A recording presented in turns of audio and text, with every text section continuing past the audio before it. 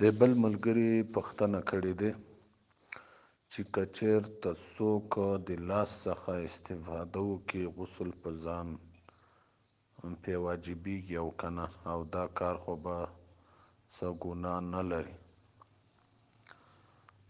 د لاس څخه استفاده کول دا په شریعت کې لوی جرم دی، ګناه کبیره دی. نو دا ګناه کبیره څخه ځان ساتل دا د هر شخص لازمه وظیفه ده او غسل پرې واجبېږي، او بلکې دا د لاس زنا دی. په دې کې لوی نقصان کیږي، لوی ضرر ورته رسیږي. هسې چې څوک نو زنانه ته یا یو ماشوم ته په داسې شکل لاس ووړي، هغه لا د لاس زنا دی.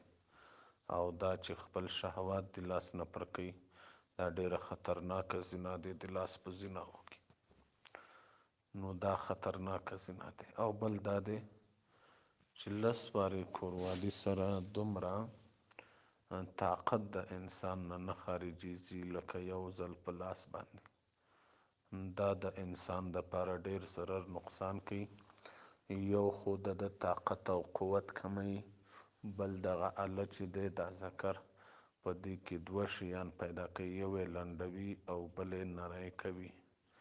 لنډوالی هم پکې پیدا کوي، نریوالی هم. چې بیا دی واده وکړي د ښځې حقوق به د ده د ذکر څخه په صحیح شکل باندې نه پوره کېږي. نو داسې نور طبي نقصانات هم لري. د دې عمل څخه د ځان حفاظت ضروري دی.